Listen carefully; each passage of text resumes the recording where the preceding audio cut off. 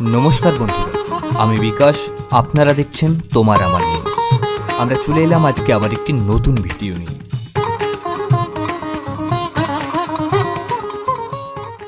আমাদের আজকের বিশেষ প্রতিবেদন, বাংলাদেশে একটি আইনজীবী সমিতির ভোটে জয়ী আওয়ামী লীগ, তাও আবার গণ অভ্যুত্থানের পর। চলুন জেনে নি বিস্তারিত।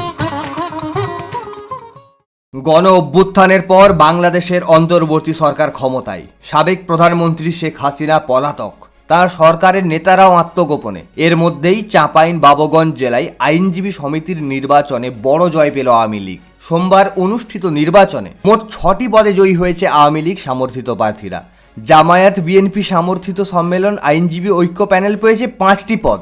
নতুন অন্তর্বর্তী সরকারের প্রধান মোহাম্মদ ইউনূসের নেতৃত্বে দেশে চলছে পরিবর্তনের হাওয়া। শেখ হাসিনা এবং তার মন্ত্রিসভার সদস্যদের বিরুদ্ধে একাধিক মামলা দায়ের করেছে নতুন প্রশাসন। আওয়ামী লীগের নেতাকর্মীদের উপর নির্যাতনের অভিযোগও উঠেছে। এমন পরিস্থিতিতেও চাঁপাইনবাবগঞ্জের এই নির্বাচন উজ্জীবিত করেছে আওয়ামী লীগ সমর্থকদের। তবে এর প্রভাব ভবিষ্যতে জাতীয় নির্বাচনে পড়বে কিনা তা নিয়ে সংশয় রয়েছে অনেকেই, কারণ আওয়ামী লীগ এই নির্বাচনে আদৌ অংশ নিতে পারবে কিনা সেটাই অনিশ্চয়তা। সবশেষে চাঁপাইনবাবগঞ্জ আইনজীবী সমিতির এই ফলাফল কি জাতীয় রাজনীতিতে কোনো বড় প্রভাব আনবে কি না সেটাই এখন দেখার। কি মনে হয় আপনাদের?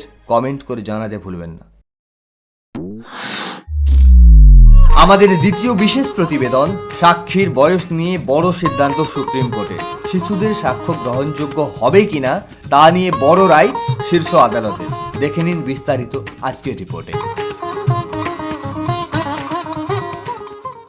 এক ব্যক্তির বিরুদ্ধে তার স্ত্রীকে খুনের অভিযোগ উঠেছিল। ওই মামলায় মধ্যপ্রদেশ হাইকোর্ট অভিযুক্তকে বেকসুর খালাস করে দিয়েছিল, কারণ তারা ওই দম্পতির 7 বছরের কন্যা সন্তানের সাক্ষ্য গ্রহণযোগ্য বলে মানেননি। তবে ওই রায়কে চ্যালেঞ্জ করে মামলা গড়ায় সুপ্রিম কোর্টে।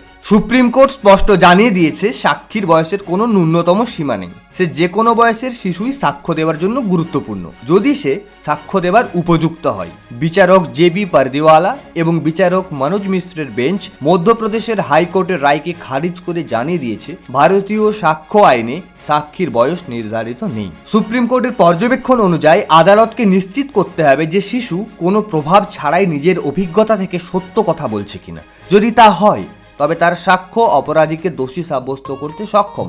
শেষ পর্যন্ত সুপ্রিম কোর্ট অভিযুক্তকে দোষী সাব্যস্ত করে এবং যাবজ্জীবন কারাদণ্ডের নির্দেশ দেয়। এই ঐতিহাসিক রায় ভবিষ্যতে আরও মামলার জন্য দৃষ্টান্ত স্থাপন করবে। এই রায় সম্পর্কে আপনার কি মতামত কমেন্টে জানাতে ভুলবেন না। আমরা আগামীকাল আসছি আবার একটি নতুন ভিডিও নিয়ে। ততক্ষণ পর্যন্ত ভালো থাকুন, সুস্থ থাকুন।